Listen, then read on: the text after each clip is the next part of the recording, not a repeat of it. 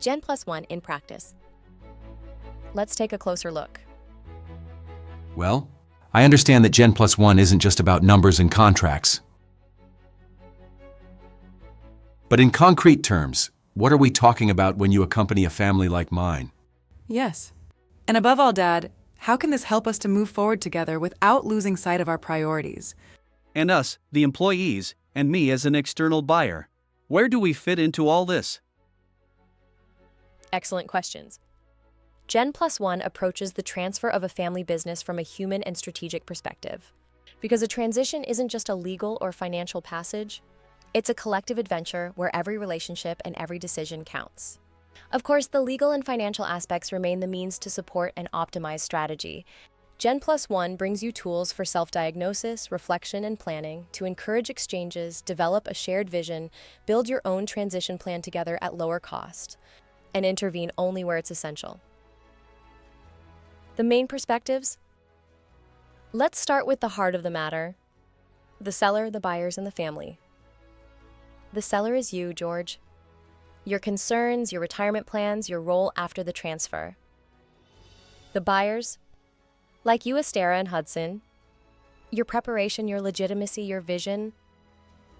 And the family, which can be your greatest strength, or sometimes the source of tension. Family and human issues.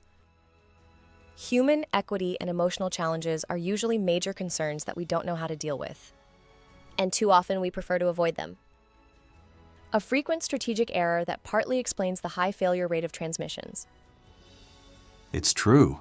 What I want is for my children to succeed, without it creating conflict between them or within the family. And I'm ready to invest all my energy to make that happen. But the family is not alone. There are also all the families who depend on you, and in particular, key employees and managers. They too must have confidence and support the buyers. Then there are your customers and suppliers, including your banker. They all need to remain confident despite the change. Exactly. If you lose the confidence of a strategic supplier or a major customer, the company could be in jeopardy. I hadn't thought of them. But it's true that if customers have doubts or you lose a strategic supplier, it can weaken the whole company. Now let's talk about the strategic dimensions of the transition. To secure all this, and to support bi-generational strategic thinking, we emphasize the importance of several strategic elements, including organizational culture, company autonomy so as not to depend solely on you, George, the timing of the transition, governance with clear rules between family and company, and of course, the dynamics of relationships within the company and between the two. And finally, strategic fit. There must be a match between what you want to achieve, the market opportunities, and the company's capacity. I see. You go into great detail. But all this must be a lot to handle.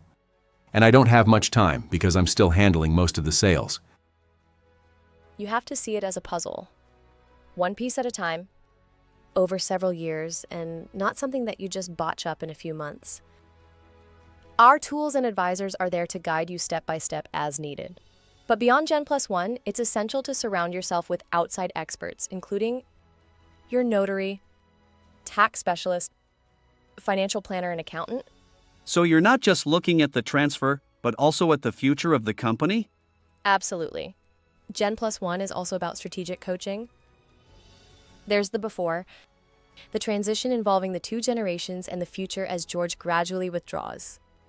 So multi-generational activities to share visions, a collective journey towards shared choices. In other words, an approach that fosters confidence in and towards the buyers, without forgetting the mentoring of the seller during these years as a safety net. Dad, I like what I'm hearing and I find it reassuring. I'd like to take responsibility for operationalizing this approach. I'd like to make sure that we follow the steps proposed by Gen+1 and that it becomes concrete for the whole team. Excellent initiative, Estera. It's good timing. I still have to take care of sales. What if my children don't take over the business? Then we'll support you in the process of finding external buyers. Define the ideal profile, identify serious candidates, and organize meetings. Here again, what counts is trust and human compatibility. And in this case, it's essential to protect not only the company, but also the people who built it up alongside you, the long-serving key employees. Ultimately, you're touching on everything that can make or break a transition. But it's not Gen+1 that guarantees success. It's the seriousness of the approach taken by the seller, his buyers, and his key employees. Exactly. And that's what we facilitate. Because a successful succession means a family moving forward together, and a business that continues to grow. Gen+1. Here to make it right for everyone.